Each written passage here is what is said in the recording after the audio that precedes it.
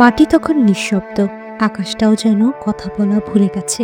৩১ December বুধবার বিকেল ৪টা ৩৬ রাষ্ট্রীয় মর্যাদায় কবরে শায়িত হলেন বাংলাদেশের প্রথম নারী প্রধানমন্ত্রী বেগম খালেদা জিয়া।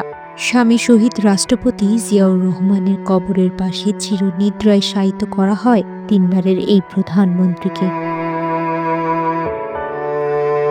মায়ের মরদেহ কবরে নামানোর জন্য নিজেই কবরে নামেন তার ছেলে বিএনপির ভারপ্রাপ্ত চেয়ারম্যান তারেক রহমান। আজ তিনি কোনো রাজনৈতিক নেতা নন, কোনো দলের উত্তরসূরি নন। এই মুহূর্তে তিনি শুধু একজন ছেলে। হাতে তুলে নেন সেই মায়ের মরদেহ। স্যান্ডেলিনা সো, রূপচর্চায় আভিজাত্য। যিনি সারা জীবন দেশকে আগলে রেখেছিলেন, আজ সেই মাকে আগলে ধরেছে ছেলের দুহাত।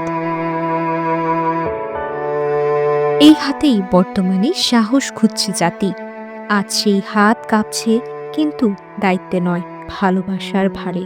কবরে নামানোর সেই মুহূর্তে যেন সময় থেমে যায়, বাংলার ইতিহাস মাথা নিচু করে দাঁড়িয়ে থাকে। যিনি কখনো আপোষ করেননি, যিনি মাথা নত করেননি কারোর সামনে, আজ তিনি নত হয়েছেন মাটির কাছে।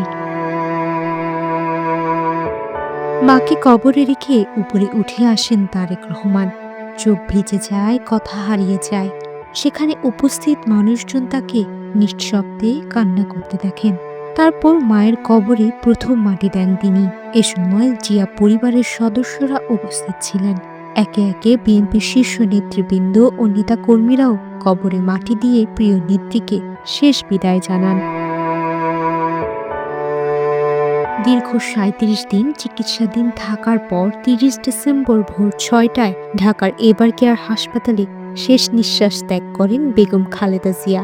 আজ ৩১ ডিসেম্বর বুধবার সকালে তাকে শেষবারের মতো গুলশানের বাসভবন ফিরোজায় নেওয়া হয়। সেখানে পরিবার, আত্মীয় স্বজন ও দলীয় নেতাকর্মীরা শেষ শ্রদ্ধা জানান। এরপর মরদেহ নেওয়া হয় মানিক মিয়া এভিনিউতে। সেখানে আনুষ্ঠানিক জানাজায় লাখো মানুষের ঢল নামে। প্রিয় দেশবাসীকে বিদায় জানাতে সারা দেশ থেকে ছুটে আসে মানুষ। জানাজায় ভিড় ছাড়িয়ে যায় মগবাজার এলাকা পর্যন্ত। একজন আপসহীন নেত্রীর এভাবেই শেষ হলো আরেকটি অধ্যায়। তবে শেষ হবে না তার নাম, ফুরিয়ে যাবে না তার লড়াইয়ের গল্প। সুমাইয়া মিতু, বাংলাদেশ প্রতিদিন।